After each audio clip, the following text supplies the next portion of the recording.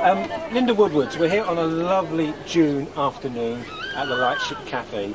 So tell us firstly a little bit about the Lightship Cafe and how it all came about. Well, the Lightship Cafe is one of the projects that's run under the umbrella of the Riverside community. And the Riverside community is a group of local people that got given a grant from the National Lottery to improve the community within this small area. And they've got 15 or 16 projects that they actually run, the Lightship Cafe being one of them. I got on board with the Lightship just over a year ago now. We got the keys from the council because we rent the property off the council. We got the keys off the council the 1st of May last year, and we officially opened on the 26th of May, so we've just survived our first year. And how's the first year gone? It's been a really steep learning curve, it has to be said. Majority of our volunteers that we've got working in the cafe, they come to us through Thurrock Mind, Thurrock Lifestyle Services. So they're obviously people that have got their own specific issues. So we have various things that we've had to learn, because myself and my assistant manager have had to learn how to train people differently, how to deal with people that have got specific needs, and also how to run a project this big, because it is a project that has snowballed. Basically what we do is the project, the cafe itself is run completely by volunteers, and every penny profit that we make in the cafe, once we've paid all our bills, is being spent back in the park. We're reinvesting in the park. We've spent quite a lot of money. We had 120 tonnes of sand delivered onto the sand pit area, so that looks nice and clean and tidy now. It looks lovely now. I had problems in the past. Last time I was down filming it. It was great. It was a pond. It was, yeah. That was a couple of years ago, wasn't it? Yeah. That it flooded. But yeah, so we've got 120 tonnes of sand. It was delivered about a month ago. That was quite a task in itself to get that moved. And with people who work here, having learning needs, special needs, etc., do you have to be patient, and do customers have to be patient, or is it quite natural? I think you do have to deal with it slightly differently to what you would if you were in a proper sort of retail environment, if you like. You have to be a little bit careful what you're saying with some of the customers and some of the volunteers alike. So it's more challenging than being in what I would describe as a normal job, whatever that is, you know. But it's nice, because I find I've come from a retail background, because I was assistant manager in a cafe in Lakeside prior to coming here, and they're very much, the customers there are very much, they want it 3 hours ago. They don't want to wait because you're taking up their shopping time. Whereas here, we've got families that have come out to spend a day, to relax, to chill out, so they don't mind if things take a little bit longer, and they don't mind if people need it explained to them a couple of times. They're much more understanding, I think is the word that you can use. But it's a completely different place to work from that point of view. I mean, it's just... I mean, this is a bit of a hidden treasure. I mean, it's hidden treasure. It always has been in Grace, hasn't it? And people see it almost quite surreal. It's like this park. There's the industrial in our background, but it's. Do you like working here? I love it. Absolutely love it. It's the best job I've ever had, and I'm in my 50s now, so to be able to say that, I think it's great. Why is that? Because I'm a people person. Essentially, I love being able to talk to people. I love being able to motivate people to get them on board with the project. I'm passionate about the project. I'm involved with the project. It's not just about being the cafe manager. It's a project that is run completely by the community, for the community. So we do things like, we have local scout groups and brownie groups and things that come down for evenings. When they come down, we make sure that we've got stuff that they can do. We've got stuff that's laid on for them. We arrange things with them. We do our event days during the summer holidays. It's never just about working in the cafe. It's just... Well, it's just phenomenal. Do you live in Grays now? I live in Stanford-le-Hope. I've lived in Stanford-le-Hope for over 20 years. I'm originally from Romford. I do think, we're going slightly off the track, but it's a nice sunny day, but do you think, people talk about Thurrock, but do you think Thurrock is almost 20 different places, not just one place? I think it is, yeah, because every area that I was a driving instructor for years prior to going into catering, and every area of Thurrock has got a specific sort of community within it, and it's like lots of little pockets of community in Thurrock. That's, I mean, from the years of experience of being in this area, but I think that's nice because you can take that melting pot and you can utilise it, and you can get people to offer you things that you wouldn't have even thought about, you know. It's phenomenal. Do you see Grays folk as being different from Stamford La Hope folk? Yeah.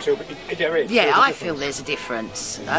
Me personally, I feel there's a difference, yeah, because you get, I mean, you look at the area that we're working in, I mean, the Grays area that I know is the area around the beach, which is predominantly people that are living in flats. There's not a lot of flats in Stamford, and when you're living in a flat, you need something like this on your doorstep so that you've got a garden, you've got somewhere for your children to play. Whereas in Stamford, although we've got some really good parks down there, the majority of people have got gardens that have got, you know, so the community itself is different. You know, it's a different mindset and it's a different way of looking at things. Do you get frustrations working here? Do you sometimes get... I think you get frustrations working everywhere.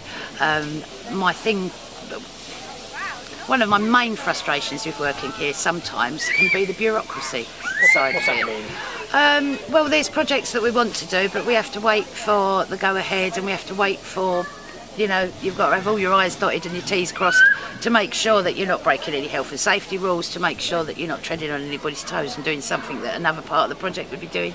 So yeah, there are times when the bureaucracy holds you up, and it's a bit frustrating when you've got all these plans that you want to do and you want to do them by a specific time.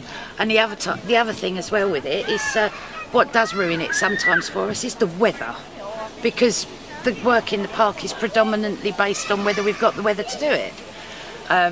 We've had some money allocated to us so that we can actually start. We've fundraised. It's what's called matched funding.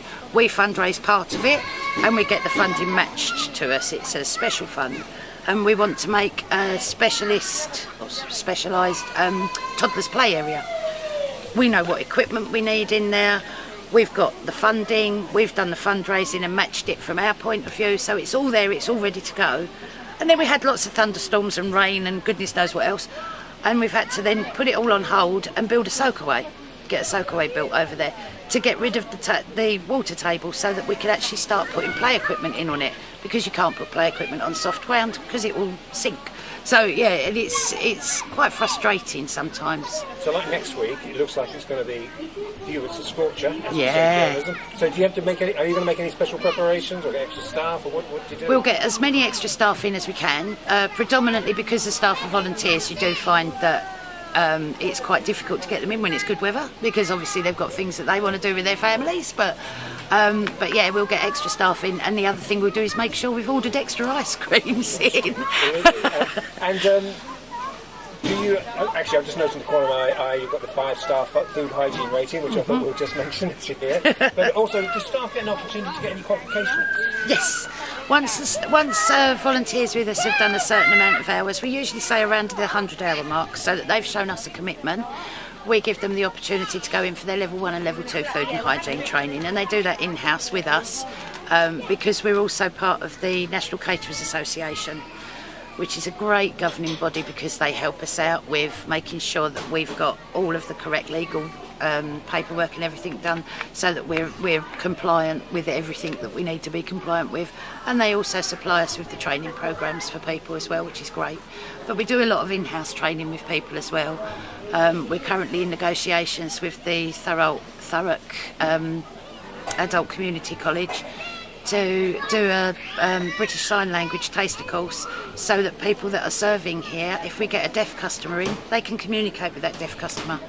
So it's just another string to your bow, it's just another set of abilities that you're helping people with. It's making sure that they can develop, and by the end of it, hopefully, some of them will go on and get themselves jobs. So in conclusion, you see yourself as a growing cafe, a growing community, and growing as part of the Grays community? Yeah, 100%. We're very much,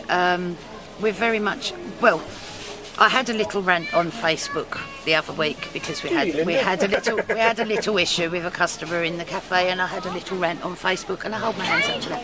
But within 10 minutes of me putting the post on our Lightship Cafe page, literally I'd got there was about 70 people had viewed it, and there was over 30 comments on it, and it was just literally bang, bang, bang, and I thought, oh my, you know, there's days when you think, is it really going the way we want it to?